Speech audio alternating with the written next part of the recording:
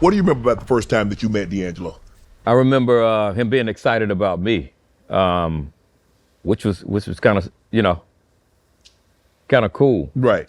Seeing as he was just so amazing, man. And at that moment, Bilal was actually singing background with us as well. Really? Yeah, it was me, Bilal, and Karen Bernard who was singing background. That's the first set of background singers. Damn, D'Angelo had some hitters. Yeah, man, and just he was excited, and he was just like fans of every texture that we brought to the table. And you guys remained in touch. You guys were friends, but unfortunately, you missed the last phone call. Did you know he was sick? No, I didn't know, man. I found out maybe. I found out maybe 2 or 3 weeks before. 2 weeks before his passing. But he had called me like a week prior to that, and I was in the dressing room getting ready, and I heard the phone. I said, "I'll get in a minute." And I went. I was like, "Oh, this is D," because I put his name under something different. Yeah. I put it under D Bully. Yeah. I said, "Man, that's D. I know that's D'Angelo." Right. So I called him back a few times, and he didn't pick up. Yeah. You think about what he wanted to say. You obviously you didn't know he was sick. You didn't know this would possibly be the last time that you guys would ever talk. Yeah. You have that regret of not answering that call. You know what? It's not because we talk so much, and I just kind of know how it would probably start off. He called me Angeezy. Angeezy. And I think his spirit's speaking to me. Yes. Yeah. I think I kind of know what he would say. I don't think he would have poured all the heavy stuff on me. No. But he would let me know, like, man, I appreciate you, I love you, and Right. Where were you when you got the news that he had passed? I was we were on the road. Yeah. I think right before the Atlanta show. I had a show in Atlanta. Yeah. He died of pancreatic cancer. Why is it so important for Black men to get tested early? Because if you catch something early enough, there's a chance that you can beat it. Yep. With proper diet and medical attention. I think some stuff we can turn it around. Yes. You got a better chance. Yes. I was caught prostate cancer early. Wow. So my father died at 39. He had 2 brothers that didn't make it to 50 of cancer. So I knew based on that I had a high probability. So I started getting tested at 35. Wow, that's good. Went in for a routine. It's like, you know what? You're at the age, we're going to do a colonoscopy. Okay. Nope. We don't think anything. No symptoms. Yeah. PSA level was fine. Come back. My doctor, the urologist, he didn't call me. It was someone else that called. So now all my antennas up. Yeah. I'm like, okay. He's always called me when everything's okay. Now I'm somebody else is like, this is such and such. I was like, okay. You feel like, Mr. Sharpe, we did fine. We think you're fine right now. Yeah. But we're just gonna monitor it. And a couple of months later, I went in, got everything taken care of, and I've been smooth ever since. That's good, man. I just did a colonoscopy, endoscopy, got all my heart. Did all yep. EKG, ultrasound, all internal organs. I did all. Hey, yeah. What these premiums cost? Yeah. I've been there. They still in trouble. Hey, I'm getting everything. Hey, I'm getting my money worth. Yeah. You have to, man. And I speak out about getting your colonoscopy and all that stuff. Getting all that stuff checked out. So I'm getting my grown man checkups. Yeah. And it feels good. You can rest. Because there was a moment when I wasn't going. It's like, I don't trust the doctor. I don't trust them doctors. They're trying to kill me anyway. But you have to know what you should be working on, if anything. Right. So maybe you have to change your eating habits, and we hard. It's hard. It's hard because you've eaten a certain way for so long. And I remember my grandmother, her last couple of years, she's like, baby, Granny gonna die anyway. Go get me some fried shrimp. I know, that's right.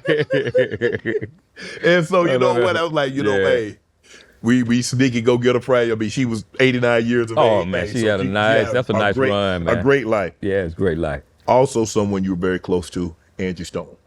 Yeah, man. And she tragically lost her life in an automobile accident. And then you had to sing. You sung at the funeral. Singing both of them.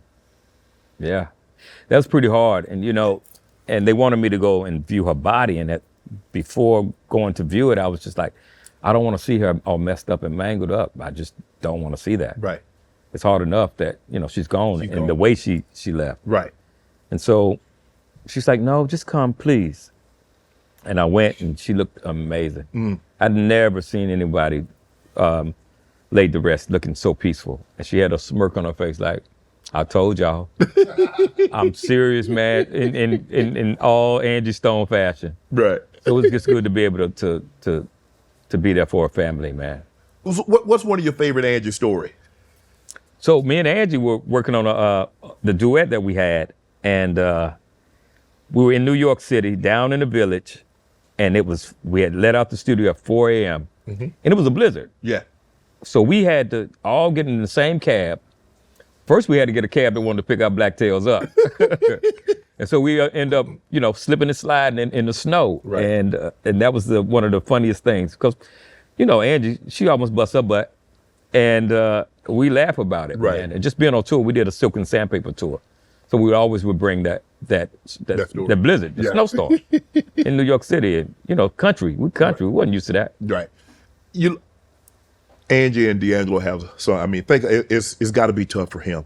Oh man, he loses mom tragically, now tragic passing of his father, and now he's motherless and fatherless. I can't imagine. I can't even imagine it. I can't. I wouldn't want my kids to ever have to go through that. Well, anyone. Yeah. Yeah. I just pray for him. I just make God comfort him in a way, send him the best person that can help mend that. Did you go to the Drake and the Drake D'Angelo show in Toronto? Absolutely. Yeah, I did.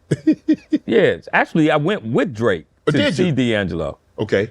Yeah, I was down there working with Drake. And he was like, D'Angelo's in town. I was like, let's go. So we all, you know, got in this big car, Bentley or Rolls, whatever, one of them big cars, taller than me. And we went and we saw the show, man. Right. Yeah, it was pretty cool. It was pretty cool. You're one of these unique artists that you can really cross over. Like you mentioned, you can do rap, you collab, you know, Jadakiss and Drake and some of these others. Is that something that you always strive? Did you always want to be like, you know what? I mean, collabing with other R&B, that's easy because we've seen that so much. But to see the crossover appeal, which you have. You know, I always knew that I loved music and I understood it. If I heard it, if it's a rap song, I know how to be Anthony Hamilton on it. Okay. The country songs I've done with Josh Turner and John Rich from Big and Rich. I'm a country boy. I know it. Right. Rock, Carlos Santana. I know what it means and I know what it should feel like. And I love it. Right. So, you know, it's an extension of who I am. I never feel like I'm out of my character. Right. So it's fun. Would you do a country album? Absolutely. I have so many country songs and I'm actually working on one. Oh, really? Yeah. Yeah. Because I think it's so impressive because not a whole lot of people are willing to take that risk. That you be one genre and I know you for this and that I'm willing to step out of my comfort zone and do that. I tilt my hat off to Beyonce. Absolutely. Because she's at the top of she's she's a pantheon. Yeah. And she say, you know what? I'm gonna do something else. I'm gonna do this. Yeah. You have to be brave in today's society because it's people that want to control your destiny and your happiness and you know, dictate who you should be for them. When it's like, no, I know who I want to be and I know all the many me's I want to be. So you just have to go for it. Want to join Club Shay Shay? Become an official member by hitting that subscribe button, where you never know who's going to be joining us for drinks and conversation. Don't be late to the party because you know we like to do something before two something.